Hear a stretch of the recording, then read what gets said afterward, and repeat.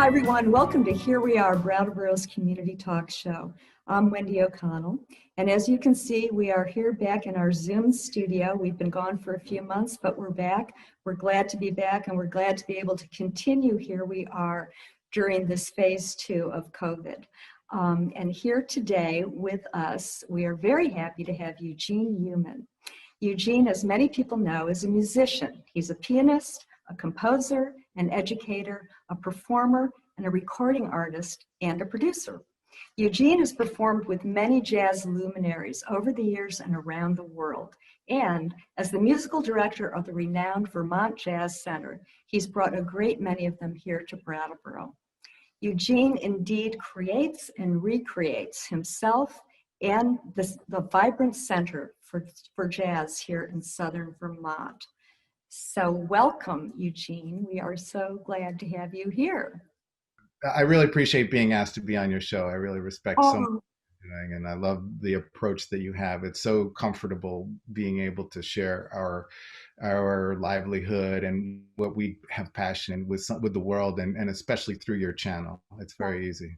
Thank you so much. And thanks to everybody at BCTV for letting this happen and allowing it. Thank you. You are a man who is used to interviews, both giving them and receiving them. I know that you had a little show on WVEW for a while, and you still do work with them too. Oh, absolutely. Yeah, it's been 6 years now. Isn't it great to have community radio, community TV? I love VEW. It's a great station. Yeah. Yes, it is. It's wonderful to have such an eclectic mix. Yeah. So I'm going to jump into the Jazz Center. And the fact, first of all, that we have it here in Brattleboro, I think is so amazing.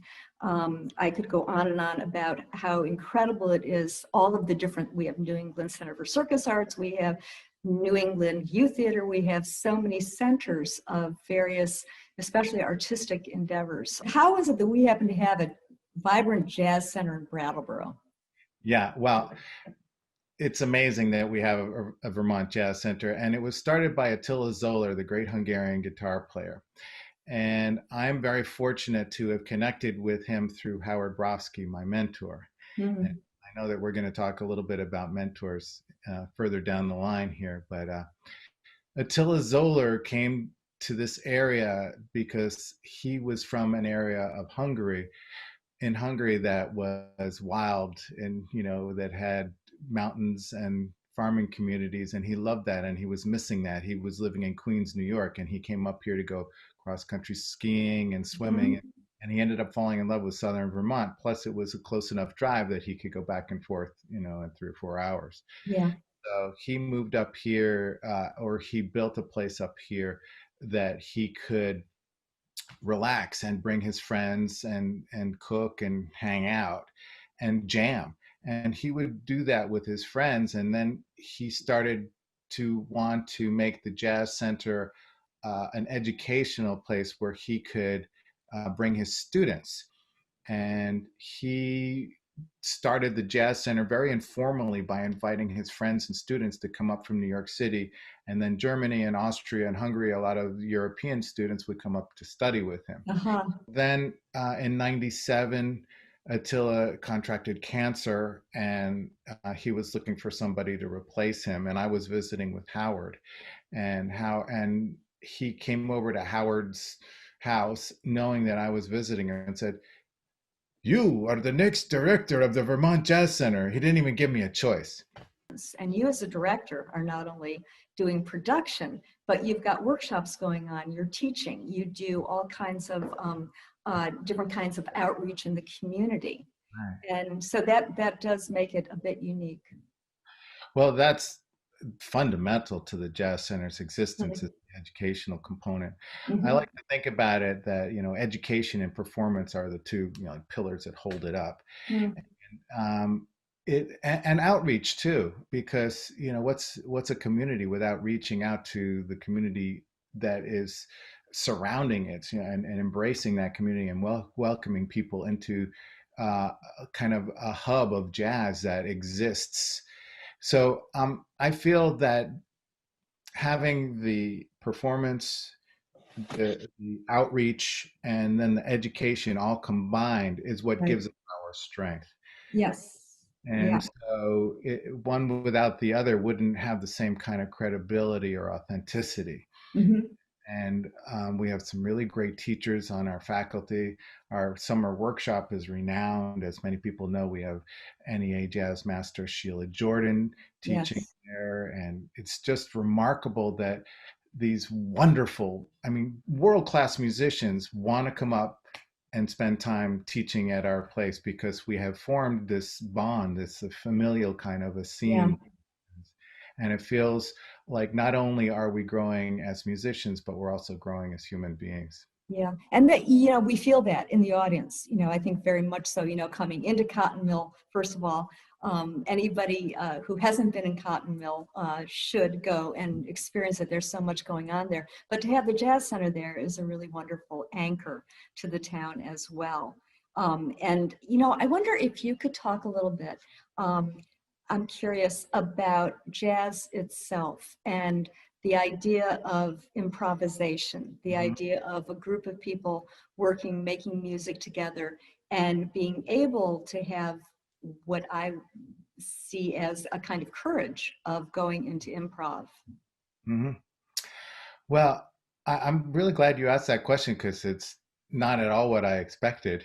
And improvising is what we do as musicians. You know, we study this language. You know, every day we practice, we learn our scales, we learn our keys, we learn our chords, we learn ways to interpret the ways that chords form progressions. But it doesn't really come together until you're in a community atmosphere. Again, like we're a community, keep Mm-hmm. back. And it's a form of interaction. It's like you and I are having a conversation. We're improvising right now, and music is the same way, or at least jazz is a music form where the improvisation is part of it. Kind of defines improvisation, and rhythm and history are what help define what is jazz. So, Yeah, and it's kind of like that three-legged stool that I was talking about with the jazz center, with community and yeah. performance and education. It's the same thing with jazz. We rely on that sense of improvisation and community to come together in Mhm. order, and learning in order to Yes. come together and have this conversation that happens. And Yeah. we relish the idea of having a conversation with other people who've also studied that music and understand the lineage, the history that has gone behind it. Yeah. For example, the word mentor will come up a lot. There's a friend, a dear friend of mine who passed away a couple of years ago, um, who influenced this whole community. His name was Scott Mullet, and so he was a mentor to me, even though we were the same age. But he was also a mentor of many others. So now those of us who considered Scott a mentor come together and play the songs that he would always want to play with us. And Hmm. we work on that together, and we improvise in such a way that we've learned from him, we've learned from Howard, and we come together and we've got this information that they gave us, Yeah. also the information that we've studied. But more than anything, it's a conversation that happens on an elevated level using a language that you really have to work for in order Yes. to Right. be able to excel at. And Yeah. so we just thrive on coming together and being able to kind of like say, "Oh, did you get that?" It's like, "Oh yeah," because it comes from the heart and the brain together, and it Yeah. forms this wonderful bond where you feel like you're creating something special. It's so cool because, again, the audience feels that in the moment as well. And, I was thinking also that the thing you talking about music and music in general is that you're using all of your parts. When you talk about having spent years of study, and then coming together and learning all these things from mentors or by book learning itself, but you've got your body, which is doing one thing. You've got your fingers are hitting the keys, right, or the chords, Yeah. and you have to use your mind to a certain degree to learn and to understand. And the music itself, of course, just works with the emotions, or opens up the emotions. And then you've got this thing that occurs, which is the spirit coming through it, and enlivening it. Well, isn't that true? The spirit, and it's tapping into that spirit that's really the essence of this music. Is I talked about language and this ability to interact on an elevated level, but without the spirit, it's nothing. And I'm Yes. glad that you brought that up because I heard this wonderful William Parker's great bass player wrote a book, and in that book he talks about where does the music come from? Mhm. It's where does it come from? He alluded to it as if it were a stream, and it just exists, and it's coming through all of us with this stream where this stream kind of streams through us. Yeah. But he said, if you want, all you got to do is take your fishing pole and put it in the water, and there will be fish. Or Yes. there will be ideas, there will be musical ideas. And I really feel that there are endless ideas, endless improvisational ideas, but you have to be open. You have to have the language, and you have to be willing to kind of like let those ideas flow through you. Yes, yes.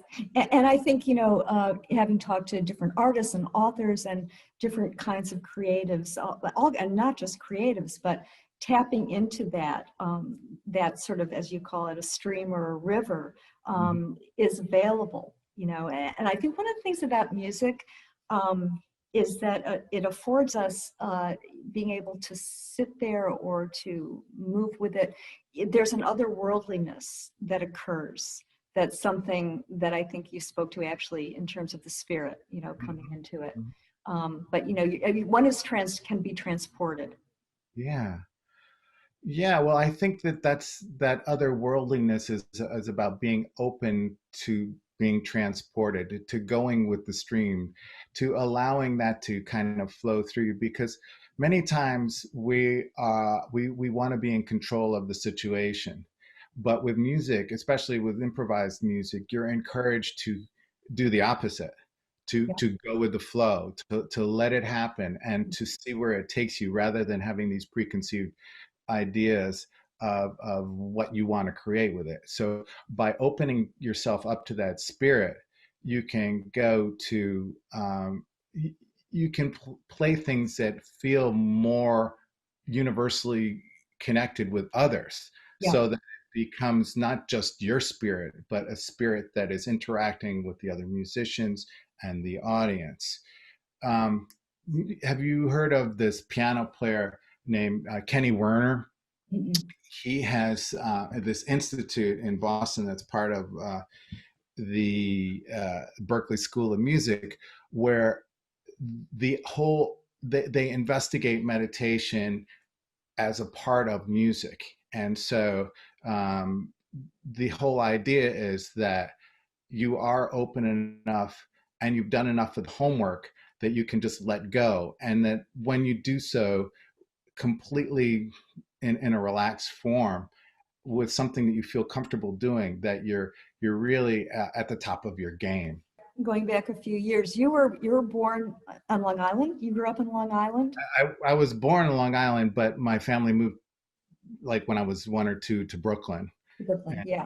Yeah. and then we moved to when I was 6 to Westchester County. Yeah. And you were encouraged to do music as a kid. Yeah, my family, my mom was, from the Bronx, and she went to this school called Music and Art, Uh-huh. and so she played piano, and I have 3 sisters, and part of growing up in our family was you had to play an instrument, Uh-huh. and I took to the piano, and I started lessons at age 6, and Uh-huh. I was. It was funny. I took lessons. I started lessons at the same time as my father, and my father abandoned it quickly once he saw that he wasn't making any progress, and And you were taken off. I was taking. That's great. And okay, so I love that what you ended up studying though was forestry. Yes, I did. I went to the University of New Hampshire to get a degree in forest management, forest science. And I feel like that's a real important part of who I am, because I'm somebody who loves to connect with nature. I mean, that's part of my essence. And I knew that from a very young age. And I was always interested in going for hikes and being involved with outdoorsy things. So I chose to go into a profession that would enable me to be outdoors as much as possible. And I did that for 10 years. Mhm. When I went to UNH, and then I graduated and I did some work for the state of New Hampshire. And then I bought a place up in Bethel, Vermont, and started my own business. So I had my own Oh, forestry business for oh, 8 years. really? Yeah, Wow. Were you doing music at the same time? I was, because I was like in the center of the state, and I was connected with a great rock band called Dr. Burma. And I was also friends with, well, I was in the Vermont Jazz Ensemble Uh-huh. back then, which was based in Montpelier, which was only 45 minutes away. And I had lots of gigs up in Burlington at that time. So I played often in Yes. Burlington with a Yeah. really good trio with Ellen Powell and Steve Weiner. Yeah. Mhm. And you spent a lot of time in Colombia, the country. Yes, I did. Yeah, that happened after I was living up in Bethel. When that was thanks to Howard. I was doing a jam session in White River Junction, maybe '89, sometime around there. And Howard Brodsky was up. He was part of the Vermont Jazz Center at the time, and he was looking for places to play. And he came to this jam session that I was running like in '89 in White River Junction. And he came in, and it was like I invited him to sit in. He had his cornet, and I'm like, oh my god, this guy is amazing, you know. And so we talked, and we had a great connection right from the very beginning. And he invited me to go to New York to Queens College without an audition to get my master's, Uh-huh. and I accepted that. And that was when I met Elsa Borrero, my wife, and we fell in love. And she is Colombian, and so after I finished school and we hung out in New York together for a little while, we got married in '93, um, and we wanted to move to Colombia together. She had been living in New York for a while, and so we moved there, and our two kids were both born in Colombia, Nico and Gaia. And while I was there, Elsa's best friend, was involved with this musical family that had two music schools. And so instantly I had work. You know, I got there and I became the jazz guy in Medellin, Colombia. Mhm. And that was a wonderful opportunity for me to really work on my teaching chops. Yeah. I, all these people who were just desperate for jazz pedagogy, because they really hadn't been exposed to jazz training at that time. By the time I left there, I had 10 ensembles I was teaching, and it Wow. formed a jazz festival. Yeah. And so that my students could perform at the festival, and we could also hire some of the top musicians from Columbia to perform at it. Yeah. So we my wife and I, my wife is a wonderful organizer. You know, we were into this whole idea of like, okay, let's have this become something that flourishes. So it was kind of like the Vermont Jazz Center in a way. We had that under our belt Yeah. when we came back here. I feel that being a performer is really the kernel. You know, that's the center Mm. that it all stems from. It's the hub of the bicycle wheel. Uh-huh. But um, so without being a performer, I don't feel like I can talk with the musicians that I hire, you No. know, when I produce, or when I or help kind of guide an educational program. I can guide it from the point of view as somebody who's already done that and can teach many of these classes. So I feel that I'm in a really good position where I can kind of like supervise things that are happening and make sure that people are being taken care of. But so yeah, it does get a little bit confusing sometimes, because you have to teach, you have to hire the musicians, you have to also you know, supervise, and Yeah. that's something that is not something that I feel like I was a natural at, you know, I because I would rather do things collaboratively. To me, Yeah. that's Right. cooperation is everything. Yeah. So I feel that that was something that I needed to learn. But living with Elsa, my wife, who's really good at that, was helpful because I got to follow her role, and she They're a good and team. Elsa's on the board of the Jazz Center and is really good at defining what needs to be done and helps me kind of keep an even keel. In the course of your life playing music and being involved in music, how did you, what led you to composing? Certainly it's more solitary than other things. And yeah, can you talk about that a little? Sure. Yeah, well, composing to me is uh it's I don't necessarily feel like it's solitary. It's kind of like, I went to school for forest science, and to me there's this element of refining that I love about writing music and writing press releases, or which I do all the press releases for the Mhm. Jazz Center, and I feel like the writing is something where you can take something that and then really craft it in such a way that you can work on the same 8 measures for 2 weeks, and then finally you got it, and it's kind of like when you're writing a press release, you want to get that sentence to the point where you're not using any extra words. Right, right. It's the same kind of a thing with music. So for me, it's first of all tapping into that stream that we were talking about earlier and Mhm, letting that flow, but mhm, then having the privilege of having the time to really refine what you're doing. mhm. So I'm oftentimes looking for ideas to help give me some kind of inspiration to compose. But to me, when I have an idea, composing is just a natural extension of who I am because I love to improvise, Uh-huh. and ideas just I feel like they're always there.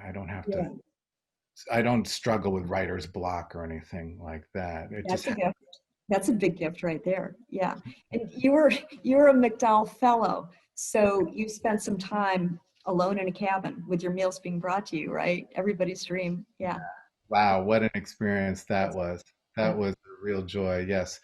I'm very, very honored to be a McDowell Fellow. I mean, when you think of like Aaron Copland was a McDowell Fellow, it's like, wow, what beautiful history of that place. And you're surrounded by other people who are focusing on their tasks at hand and who are brilliant often. I mean, Mhm. it's an incredible experience for me.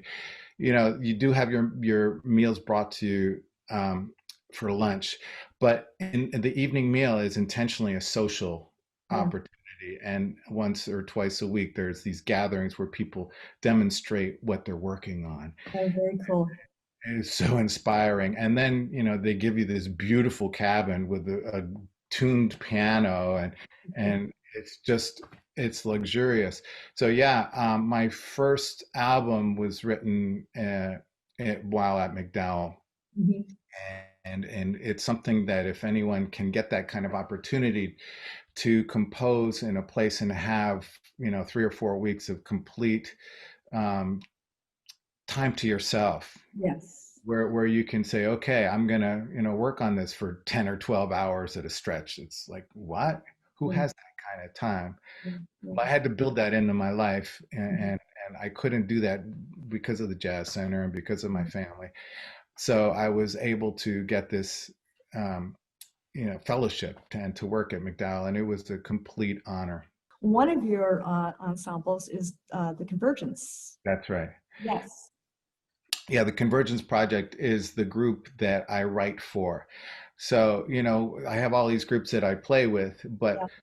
it's I formed the Convergence Project as a means to play a music that I compose. I've got, hundreds of tunes, but it's really hard to find an opportunity to actually play your own music. If you go to play in a club, people want to hear, Satin Doll or some familiar tunes, and I don't blame people for wanting to have that connection to something that feels familiar and loving. So I am always looking for opportunities to find musicians who are into studying the music that I compose and Mhm. will play it and to play it at a very high level. So I formed the Convergence Project to do that, and I've got 2 albums out with that. Yes. Yeah, And they're wonderful. They're wonderful. It's great listening. Great listening. I have a pretty eclectic taste. Yeah. I'm always trying to find out what's going on with the most current artists. I'm really interested in new jazz and Yes. what's really going on. How is the music developing? As somebody who has a fairly good understanding of the history of jazz, I'm also interested in what its shape is and why is the shape changing in such and such a direction. Right. Yes. And, you mentioned the pandemic, and I know that I'm sure that as a performance center, you've had to do all kinds of things like everybody else is doing. How's That's that going for you? Well, we've been lucky because we got on the live streaming end of things right at the very beginning.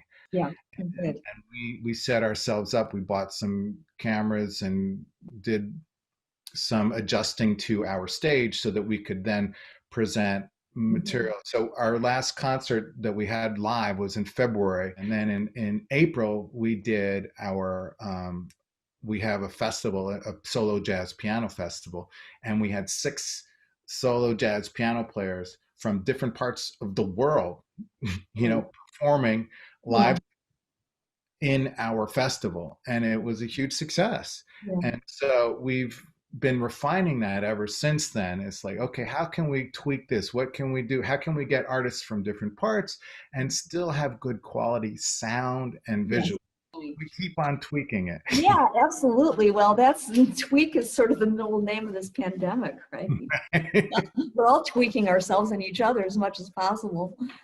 You wrote, which I just found out was part of Howard Borofsky's eulogy, and I think it's a lovely way of looking at music. And so, you said um, you mentioned your musical mentor was Howard Borofsky, who we've talked about, who has taught me that music goes beyond the notes and is a manifestation of beauty and energy.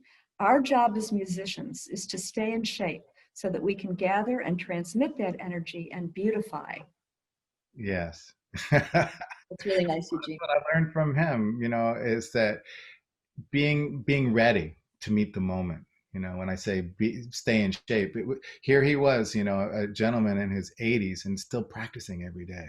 Yeah, yeah, And stay in shape because he knew that when that drummer was playing fast tempos, he wanted to still be playing with him and to lock into the definitely. groove and to feel the love that happens on the bandstand. And Yeah, yes, that it's thank you very for exciting. finding Thank that. you. Thank you so much for sharing all this with us, Eugene. It was great having you on the show. I love what you're doing. Thank you. And Pleasure. also stay in shape, right? Yeah. Well, Thank you. thank you very much. And thanks to all of you for joining us today. It was wonderful to have you in our new place, new audience, the Zoom format, which keeps us connected. And it's right now, it's the glue that's holding us all together. So we will see you next week. We'll have another person from our community coming on and talking about cool things. And stay tuned.